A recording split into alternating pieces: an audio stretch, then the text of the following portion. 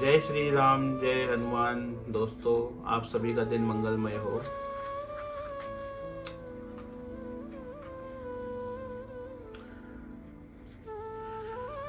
श्री गणेशाय नमः। श्री जानकी वल्लभो विजयते। श्री रामचरितमानस पंचम सोपान सुंदर कांड प्रारंभ। श्लोकम शांतम शाश्वत प्रमेय नग्नम निर्वाण शांति प्रदम ब्रह्मा शंभु फणीन्द्र सेव्य मनिशम वेदांत वेद्यम विभुम रामाख्यम जगदीश्वरम सुरगुरुम माया मनुष्यम हरिम वंदे अहम करुणाकरम रघुवरम भूपाल चूड़ामणिम।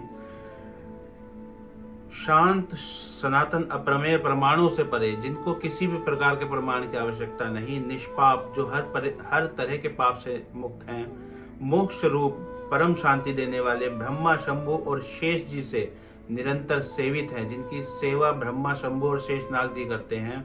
वेदों के द्वारा जानने योग्य सर्वव्यापक, देवताओं में सबसे बड़े और माया मनुष्य रूप में दिखने वाले, समस्त पापों को हरने वाले, करुणा की जो खान है और रघुकुल में जो श्रेष्ठ हैं, राजाओं के जो शिरोमणि हैं, राम कहलाने वाले जगदीश्वर की मैं वंदना करता हूँ, प्रार्थना करता हूँ।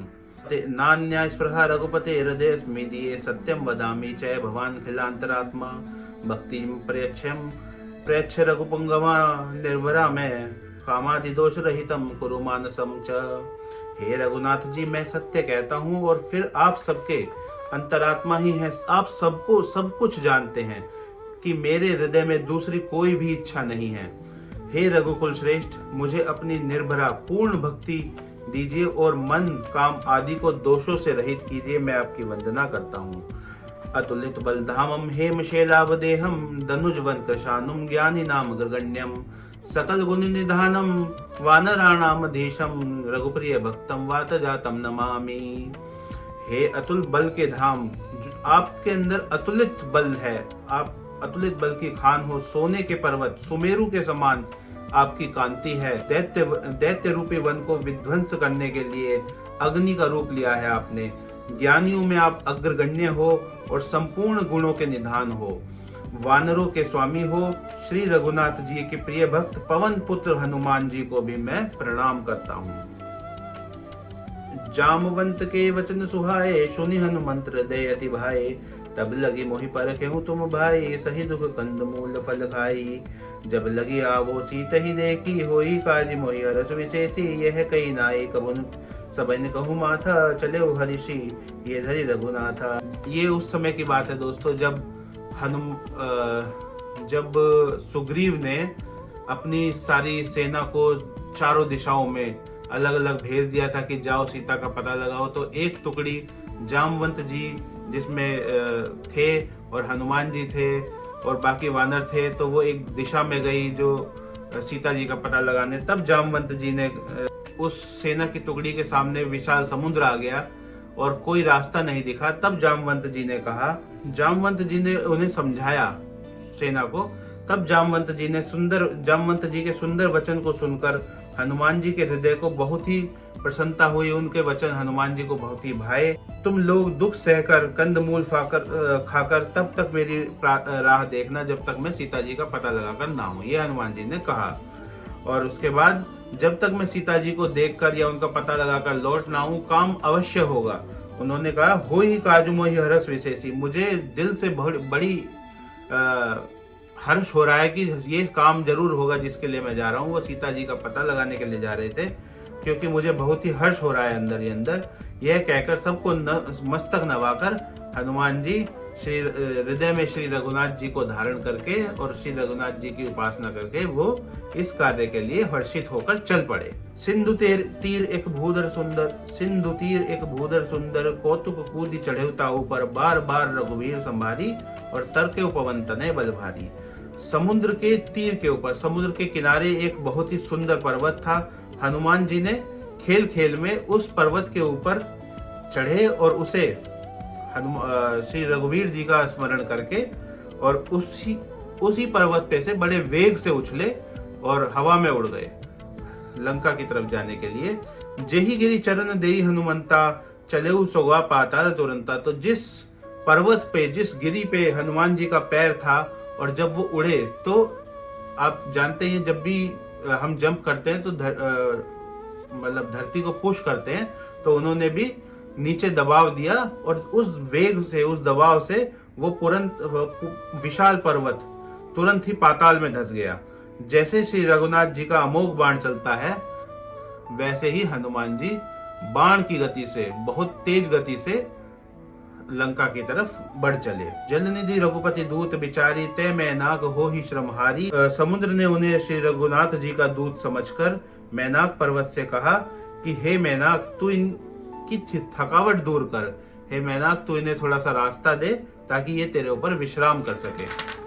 अब हनुमान ते ही परसा कर, पुनि कीन प्रणाम। राम काजू कीने बिनु, मोहि कहा विश्राम। हनुमान जी ने उस पर्वत को हाथ से छूकर प्रणाम किया और कहा कि हे पर्वतराज महाराज, आपका बहुत बहुत धन्यवाद कि आपने मुझे विश्राम करने के लिए जगह दी और इसके लिए पूछा मुझे, लेकिन जब तक मैं श्री रघुनाथ जी का कार्य नहीं कर देता तब तक मैं किसी भी प्रकार का विश्राम नहीं कर सकता। जात पवन सुत देवन देखा, जाने कहूँ बल बुद्धि विशेषा। सुरसा नाम अहिन के माता, पठिए आई कही तेहि बाता। देवताओं ने पवन पुत्र हनुमान जी को जाते हुए देखा, तो उनकी बल बुद्धि की परीक्षा लेने के लिए उन्होंने सोचा ये हनुमान जी जा तो रहे हैं इतना बड़ा काम करने, पर ये क्या कर पाएंगे। तो इसके लिए उन्होंने उस हनुमान जी की परीक्षा लेने की ठानी। तो जैसे ही उन्होंने क्या किया, उन्होंने सुरसा नाम अहिन के माता, अहिन मतलब सर्पों की जो माता होती है, सर्पों की माता सुरसा को उन्होंने उसकी परीक्षा लेने के लिए भेजा। सुरसा ने हनुमान जी से आकर क्या कहा कि आज सुरन मोहि दीन आहारा, सुनत बचन कह पवन कुमारा। राम काजू करी फिर मैं आवो, सीता कही सुधी प्रभु ही सुनावो। तो सुरसा ने क्या कहा कि आज देवताओं ने खुद मुझे आहार भेजा है, मुझे बहुत दिन से मैं भूखी थी, तो आज देवताओं ने खुद एक अच्छा लंबा चौड़ा वानर मेरे लिए आहार रूप में भेजा है, तो मैं अब तुझे खा जाऊंगी। देवताओं ने मुझे भोजन दिया है। यह वचन सुनकर, सुनत वचन कह पवन कुमारा, यह वचन सुनकर हनुमान जी ने क्या कहा कि माता, मैं श्री राम जी का कार्य करने के लिए जा रहा हूँ। राम काजू करी फिर मैं आवो, राम जी का काज करके जब मैं वापस आ जाऊंगा तब आप मुझे खा लेना। सीता की एक बार मैं सुना दूं, उसके बाद मैं आपके पास दोबारा आ जाऊंगा। तब बदन पैठी उवाई, सत्य कहूँ मही जान दे माई। कवने जतन दे ही नहीं जाना, अग्रसिज न मोही कहो हनुमाना। तो हनुमान जी क्या कहते हैं, जब मैं आकर खुद तुम्हारे मुंह में घुस जाऊंगा तब तुम मुझे खा लेना। हे माता, मैं सत्य कहता हूँ कि अभी मुझे जाने दो, तब मैं वापस आ जाऊंगा, तब तुम मुझे खा लेना। पर एक बार मुझे श्री रघुनाथ जी का, श्री राम जी का कार्य करके वापस आने दो, सीता जी का पता लगाकर मैं उनकी सुध उनको दे दूं एक बार। तो जोजन भरी तेहि बदन उपसारा, कपितनु कीन दुगुन विस्तारा। लेकिन सुरसा ने बिल्कुल भी उनकी बात नहीं सुनी। उन्होंने कहा कि मैं तो तुझे खाऊंगी, और सुरसा ने अपना शरीर बड़ा करना शुरू कर दिया। जोजन भरी तेनु बदन उपसारा, तो लगभग उसने योजन भर, 4 कोस जिसे बोलते हैं, एक योजन में 4 कोस होते हैं, तो उसने अपना मुंह फैला लिया। तब हनुमान जी ने अपने शरीर को उससे दुगना बढ़ा लिया। कपितनु कीन दुगुन विस्तारा। हनुमान जी जितना वो अपना मुंह बड़ा करती थी, हनुमान जी उससे दुगने हो जाते थे। तो अब दुगने चीज को खाने के लिए और बड़ा मुंह करना पड़ेगा, फिर वो उनसे बड़ा मुंह करती थी।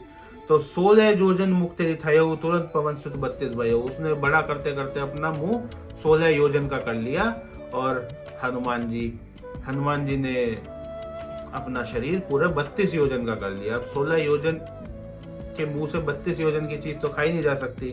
तो जैसे जैसे सुरसा अपना बदन बढ़ाती रही, अपना मुंह बढ़ाती रही, वैसे वैसे कपि जो हनुमान जी हैं वो अपना बदन दुगना बढ़ाते रहे। तो जस सुरसा बदन बढ़ावा, तासु दून कपि रूप दिखावा। सत जोजन तेरी आनंद कीना, अति लघु रूप पवन सुत लीना। तो जैसे ही उसका मुंह बढ़ बढ़ के 100 योजन का हो गया, तब हनुमान जी ने क्या किया, हनुमान जी एकदम से बहुत छोटे हो गए और बहुत छोटे से रूप धारण कर लिया। बदन पैठी पुनि बाहेर आवा, मागा बिदा ताही सुरना।